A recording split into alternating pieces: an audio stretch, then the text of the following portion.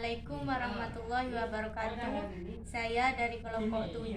Di sini saya akan menjelaskan tentang pembuatan jam pintar yang terdiri dari saya sendiri, Serdasari, dan Ibu Lan Sidorahayu. Saya di sini akan menjelaskan yang pertama alat dan bahan yang digunakan untuk jam pintar. Yang pertama yaitu kardus bekas, kemudian jarum, dan ada juga lem, kemudian gunting. Jadi antara Bondowoso sama Banyuwangi ini eger-egeran berdarah. Cara pembuatannya itu yang pertama, kardus itu digunting berbentuk lingkaran. Ada lingkaran yang besar, lingkaran sedang, dan ada lingkaran yang kecil. Pada lingkaran besar kami tempel ini gambar hewan, bisa di print out ya, macam-macam hewan di sini. Kemudian yang lingkaran kedua ada angka 1 sampai 20, bisa kita ambil dari kalender bekas. Kemudian ada lingkaran yang kecil angka 1 sampai 12, juga bisa diambil dari kalender bekas.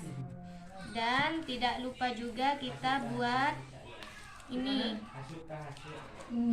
pembuatan jarum jam ya, terbuat dari kardus bekas juga dan dilapisi kertas sukun. Kemudian aspek perkembangan yang terkait dalam pembuatan jam pintar itu yang pertama yaitu kognitif, yaitu anak mampu mengenal angka 1 sampai dengan 20, yang ini ya. Kemudian yang kedua bahasa, anak dapat menyebutkan nama-nama binatang buas, jinak, liar atau yang bisa diperlihatkan di gambar. Kemudian yang ketiga agama dan moral, anak dapat mengenal waktu sholat dan binatang sebagai ciptaan Allah.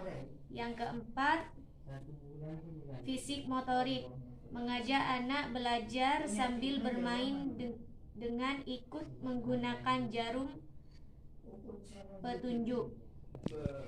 Kemudian akan dilanjutkan dengan rekan saya yaitu Bunda Sri Wulan.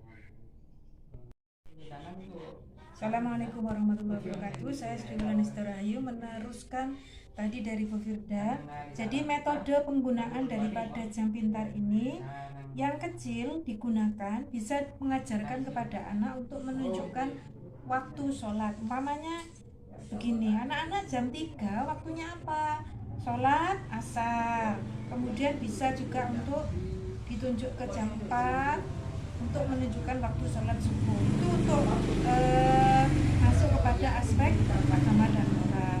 Sedangkan yang warna oranye ini bisa untuk menunjukkan angka. Anak dibebaskan untuk menunjuk jarum jam yang dia sukai ke arah mana. Nah, umpamanya ke 7. Ini angka berapa sayang? 7. Ini angka berapa? 17. Jadi kalau 7 sendirian, kalau 17 ada satunya di depan. Begitu seterusnya supaya anak-anak secara kognitif, aspek kognitif mengenal angka.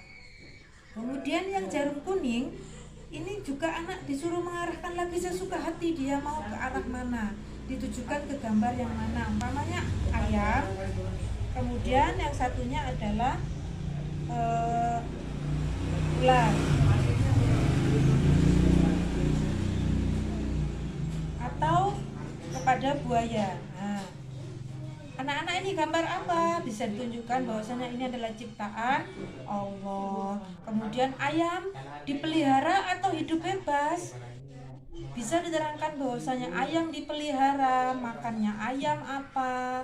Kemudian ini namanya apa? Buaya, mamanya buaya hidup di mana? Makannya apa? Makannya daging. Buaya itu dipelihara atau hewan buas? Itu masuk kepada tema binatang, tentang kehidupan hewan dan juga kepada aspek moral aspek agama dan moral, bahwasanya buaya dan ayam adalah ciptaan Allah. Jadi jam pintar ini bermultifungsi dalam berbagai aspek, bisa digunakan untuk mengenal angka, mengenal binatang, nama binatang, hidupnya di mana dan makannya apa. Kemudian mengenal angka dan jam waktu sholat.